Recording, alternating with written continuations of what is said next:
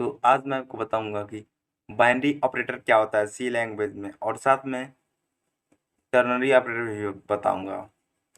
तो इसके लिए आप वीडियो के अंत तक बने रहें। ऐसे ऑपरेटर जो दो ऑपरेंड पर काम करते हैं या फिर कह सकते हैं दो वेरिएबल पर काम करते हैं, उन्हें बाइनरी ऑपरेटर कहते हैं। ये ऑपरेटर चार प्रकार के होते हैं मुख्य रूप से।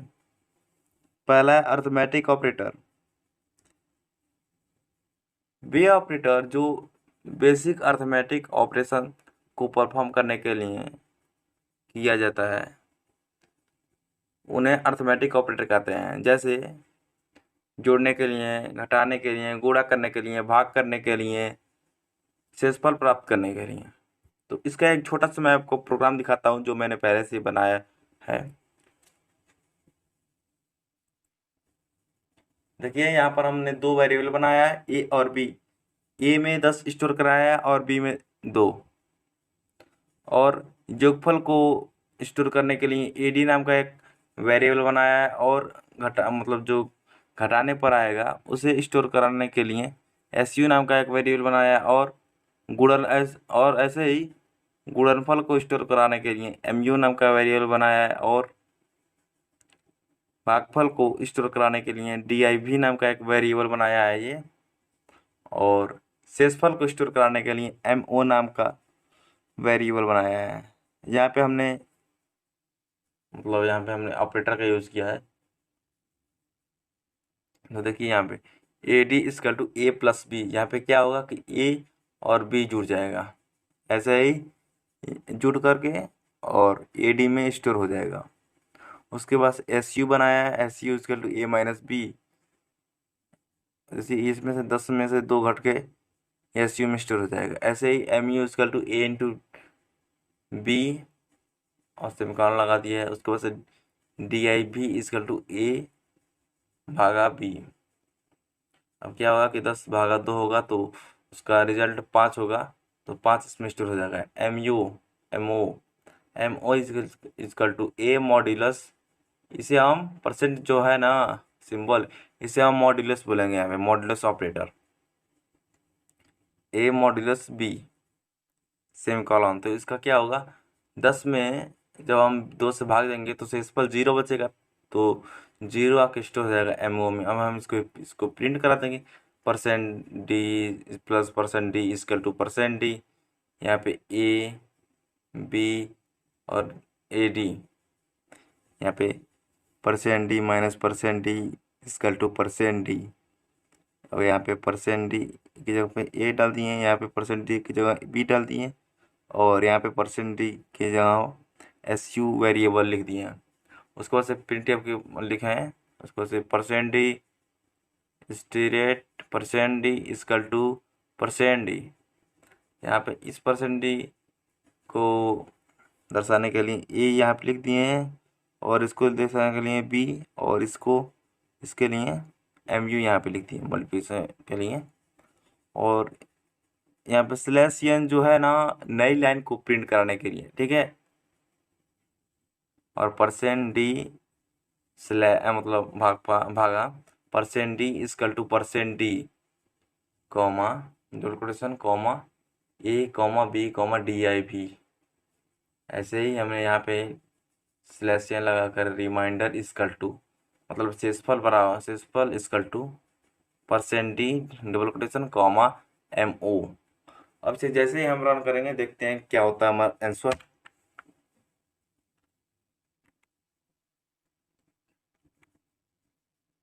देखिए तो 10 plus 2 equal to 12, 10 minus 2 equal to 8, 10 into 2 equal to 20, 10 modulus मतलब 10 मॉडलेस नहीं, 10 भागा 2 equal to 5, remainder is equal to 0। तो हमारा प्रोग्राम सही है। ऐसे ही आप अपने मन से प्रोग्राम बनाइए, ठीक है। अगला है आपका रिलेशनल ऑपरेटर। रिलेशनल ऑपरेटर क्या होता है मैं आपको बताता हूँ। ऐसे ऑपरेटर जो किन्हीं दो वेरिएबल्स के बीच में रिलेशन को दर्शाते हैं उन्हें रिलेशनल ऑपरेटर कहते हैं, ठीक है। ये जो होते हैं रिलेशनल ऑपरेटर, ये या तो ट्रू या तो फॉल्स में रिजल्ट हमें देते हैं। अगर हमारा एक्सप्रेशन ट्रू होगा तो एक मतलब रिटर्न करेगा, अगर एक्सप्रेशन अगर गलत होगा तो ज़ीरो रिटर्न करेगा। ये कुछ ऑपरेटर होते हैं, देखिए जैसे less than or equal to, greater than or equal to comma is not equal to. तो मैं आपको इससे बता देता हूँ प्रोग्राम बना करके।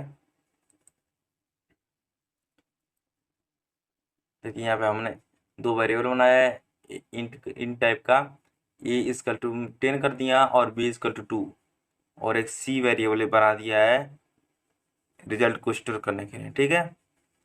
तो यहाँ पे हमने लिखा है c equal to a less than b, तो क्या होगा, ए लेस देन है बी से, नहीं है भाई साहब, इससे साफ हमें पता चल रहा है कि नहीं है।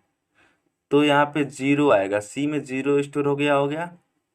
अब प्रिंट एफ की मदद से हमने इसे प्रिंट करा दिया कि सी में क्या है, तो जीरो आया होगा। देखें, देख यहाँ पे जीरो प्रिंट हुआ है।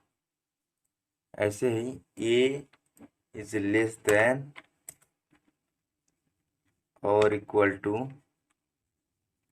10 अगर मैंने लिख दिया तो क्या होगा प्रिंट, तो एक प्रिंट होना चाहिए। देखते हैं, देखिए यहाँ पे एक प्रिंट हुआ है। इसके कहने का मतलब है कि ए या तो छोटा है या फिर बराबर है 10 से। तो छोटा तो नहीं है भाई साहब, लेकिन 10 से बराबर है। ऐसे ही a is not equal to b, ठीक है, हो गया। तो हम इसे रन करते हैं, देखते हैं कोई एरर नहीं है। अब क्या हमें पता है कि इसका रिजल्ट क्या होगा? हाँ, हमें बिल्कुल पता है। अब जैसे कि हम देख सकते हैं कि ये बोल रहा है कि ए बराबर नहीं है बी के, तो ये तो बात सत्य है, तो हमें रिजल्ट एक प्राप्त होगा, ठीक है। अब मैं आपको बताऊंगा ये लॉजिकल ऑपरेटर क्या होता है। वे ऑपरेटर जिनका यूज तर्क के लिए प्रयोग करते हैं उन्हें लॉजिकल ऑपरेटर कहते हैं। ये ऑपरेटर मुख्य रूप से तीन होते हैं, डबल एम्परसेंड, डबल पाइपलाइन और इज नॉट, ठीक है। इसका प्रोग्राम मैं आपको दिखा देता हूँ मना करके।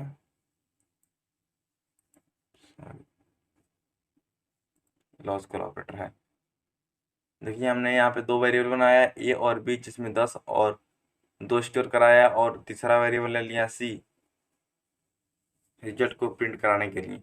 तो हमने यहाँ पे लिख दिया है c is equal to a double pipeline b is not equal to zero. देखिए यहाँ पर डबल पाइपलाइन का अर्थ होगा या, अथवा से, नहीं अथवा नहीं, या से होगा, ठीक है। तो इसका उत्तर क्या होगा कि ये बोल रहा है कि ए या बी बराबर नहीं है जीरो के, तो बात तो सही है भाई, बराबर नहीं है जीरो के, तो हमें उत्तर मिलना चाहिए एक। देखिए यहाँ पे एक उत्तर हमें मिल गया। इसी तरह से आप अन्य सारे प्रोग्राम बना सकते हैं लॉजिकल ऑपरेटर के। तो अब मैं आपको बताता हूँ कि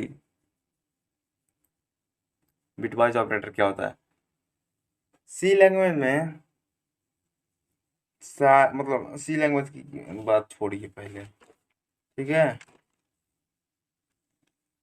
कंप्यूटर में सभी डाटा मेमोरी में 0 और 1 के फॉर्मेट में होते हैं, ठीक है।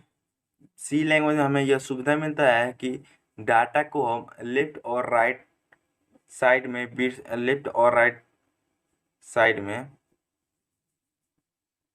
मूव करा सकते हैं। तो इसके लिए मैं आपको एक प्रोग्राम बनाता हूँ, दिखाता हूँ। यहाँ पे देखिए, आप कॉपी कर लीजिएगा, समझ लीजिए। इंट ए बराबर 10, बी बराबर 2। तो अब आप देख लीजिए लॉजिकल ऑपरेटर का एक छोटा सा प्रोग्राम। तो देखिए यहाँ पे मैंने 3 वेरिएबल बनाया है, ए बी और सी। ए में 10 स्टोर कराया है और बी में 2। सी इसलिए बनाया है क्योंकि रिजल्ट को इसी में स्टोर करेंगे हम। तो हम देखिए यहाँ पे क्या एक्सप्रेशन लगाए हैं, सी इक्वल टू ए और B is not equal to 0। कहने का मतलब है कि सी में असाइन कर दो जो ये रिटर्न करे, ठीक है। तो अब ये क्या कह रहा है, मतलब ये पूरा ये को भी ले लेते हैं। ये क्या कह रहा है, ए या फिर बी बराबर नहीं है 0 के। तो बात तो सही है यार, एकदम सरासर सही है कि ए और बी, नहीं ए या फिर बी दोनों में से कोई भी नहीं है 0 के बराबर। तो रिजल्ट 1 होगा। तो प्रिंट एफ फंक्शन की मदद से मैंने इसे प्रिंट करा दिया है, %d डबल कोटेशन कॉमा सी, और ब्रैकेट बंद करके उसके बाद सेमीकोलन लगा दिया है। अब इसे कंपाइल करते हैं और देखते हैं हमारे आउटपुट क्या आता है। तो देखिए हमारा आउटपुट 1 आया। अब मैं आपको बताता हूँ कि बिटवाइज ऑपरेटर क्या होता है। जैसे कि आप जानते हैं कि कंप्यूटर में सभी डाटा मेमोरी में 0 और 1 के रूप में सेव होते हैं, ठीक है। कभी कभी इन एप्लीकेशन के द्वारा मैनिपुलेशन करना पड़ता है, जो कि बिट्स को मैनिपुलेट करता है। इन बिट्स को मैनिपुलेशन इन बिट्स का मैनिपुलेशन मशीनी लैंग्वेज या फिर असेंबली लैंग्वेज में किया जाता है। बिटवाइज ऑपरेटर ऑपरेशन को परफॉर्म करने के लिए बिटवाइज ऑपरेटर का प्रयोग किया जाता है। सी लैंग्वेज में कुल नहीं सॉरी हाँ, सी लैंग्वेज में कुल 6 प्रकार के बिटवाइज ऑपरेटर होते हैं। देखिए यहाँ पे एम्परसेंड है, पाइपलाइन है, कैरेट है, इसे टीटल बोलेंगे, टाइटल, और डबल लेस देन है, डबल ग्रेटर देन है, ठीक है। तो फिलहाल मैं सिर्फ आपको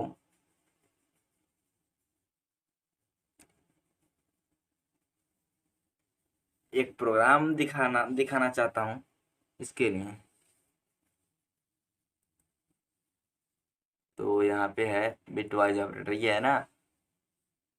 तो जानते हैं क्या होता है कि इस ऑपरेटर का प्रयोग करके आप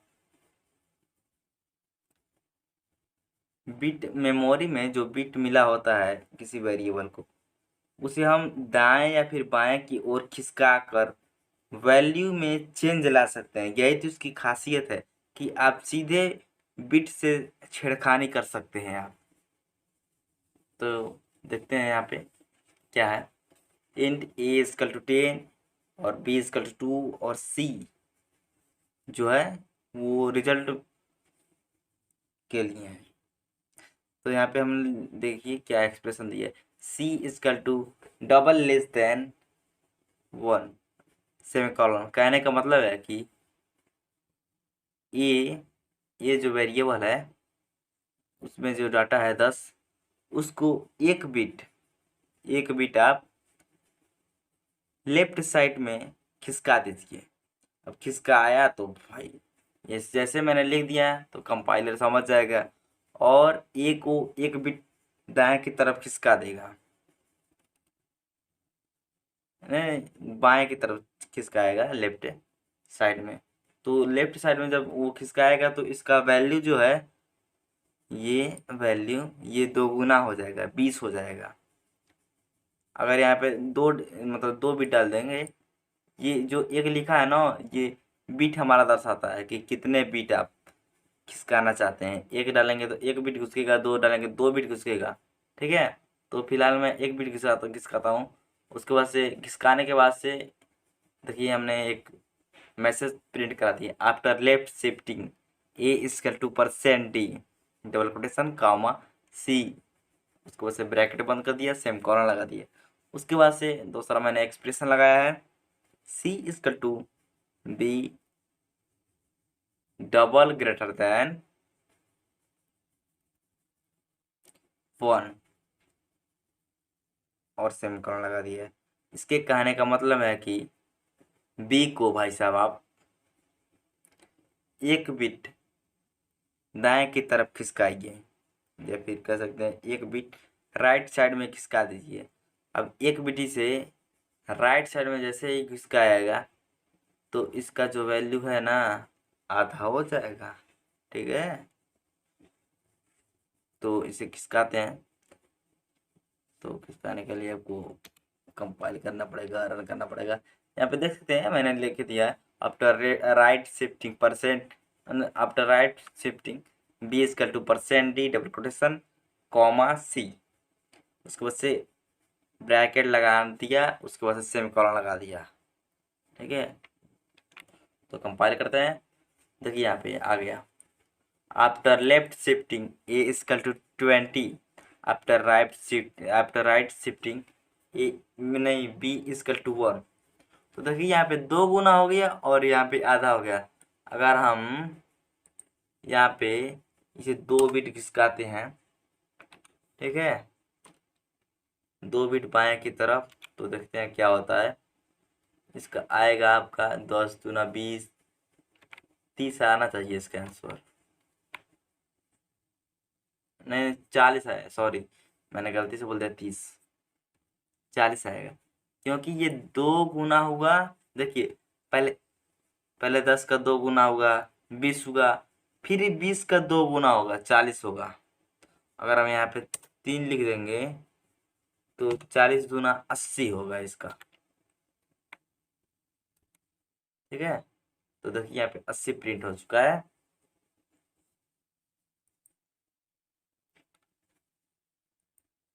अब मैं आपको बताऊंगा टर्नरी ऑपरेटर क्या होता है। सी लैंग्वेज में वे ऑपरेटर जो 3 ऑपरेंड पर काम करते हैं उन्हें टर्नरी ऑपरेटर कहते हैं।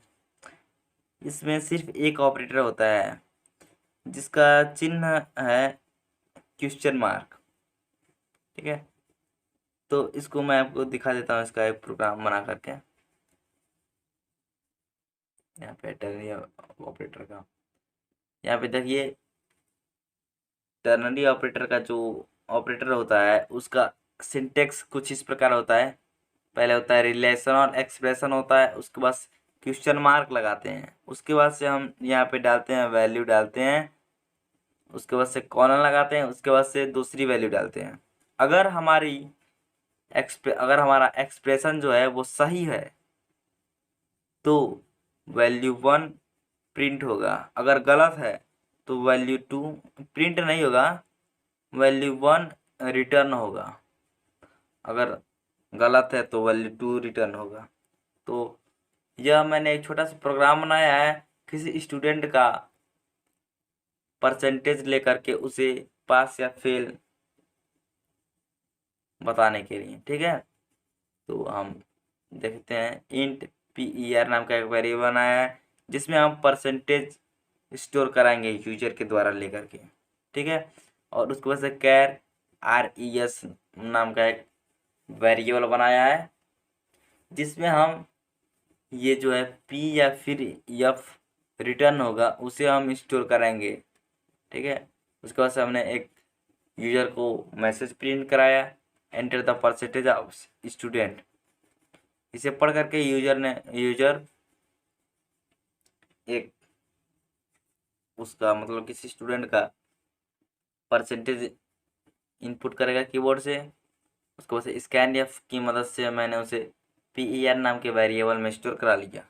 उसके बाद से देखिए हमने यहाँ पे क्या एक्सप्रेशन दिया है RES equal to PER greater than और इक्वल टू 33, उसको से क्वेश्चन मार्क सिंगल कोटेशन में यहाँ पे लिखेंगे कॉलन P लिख दिए, उसके बाद से कॉलन लगा करके उसके बाद से लगाया सिंगल कोटेशन में F लिखा, उसके बाद सेमीकोलन लगाना दिया। तो यहाँ पे हुआ क्या है कि यदि परसेंटेज बड़ा हो या फिर बराबर होता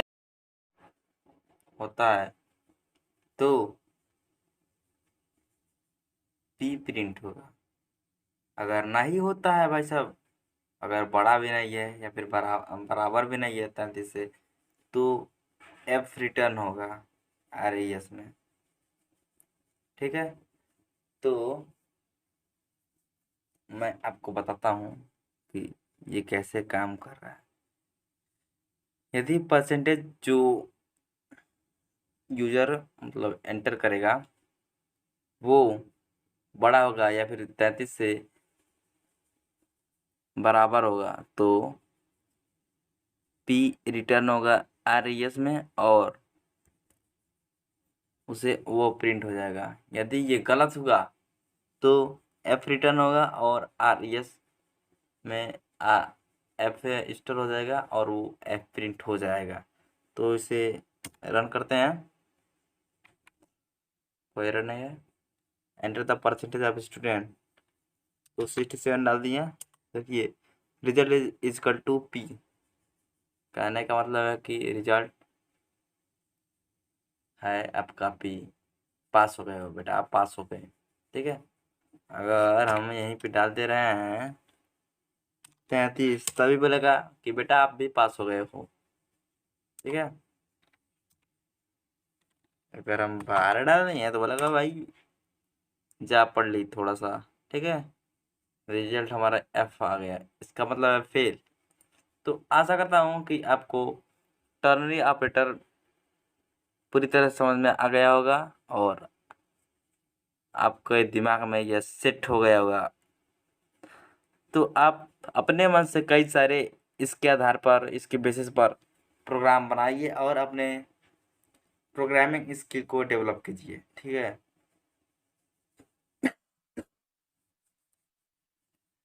तो अब आपको अगली वीडियो का इंतज़ार करना पड़ेगा। अगले दिन मैं आपको बताऊंगा अगला पार्ट।